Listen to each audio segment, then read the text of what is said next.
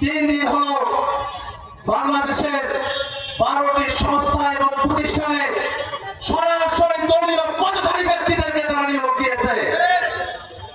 শ্রমিক কল্যাণ foundation, ওয়েসেল BC, গণশিল্প corporation, নানা ধরনের প্রতিষ্ঠান, সেই প্রতিষ্ঠানগুলোতে তারা চুক্তিভিত্তিক নিয়োগ দিয়েছে। যাদেরকে নিয়োগ দিয়েছে তারা সকলে তাদের দলের বিএনপির দলীয় পদধারী নেতা কর্মী।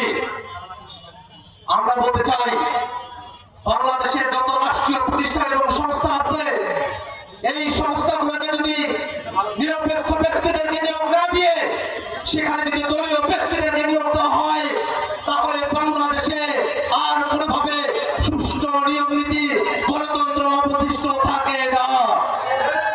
আরো দুর্ভাগ্যের বিষয়, সম্প্রতি নির্বাচন কমিশনের অতিরিক্ত সচিব হিসেবে একজন অবসরপ্রাপ্ত কিন্তু দলীয় পদধারী, দলের জন্য কাজ করছেন, বিএনপিতে নাম লিখিয়েছেন এমন একজন ব্যক্তিকে অতিরিক্ত সচিব হিসেবে নির্বাচন কমিশনে নিয়োগ দেওয়া হয়েছে। নির্বাচন কমিশন তো কোনো দলীয় প্রতিনিধিত্বের জায়গা নয়। নির্বাচন কমিশনে নিরপেক্ষ ব্যক্তিদেরকে নিয়োগ দিতে হবে যাতে একটা নিরপেক্ষ নির্বাচন হয়।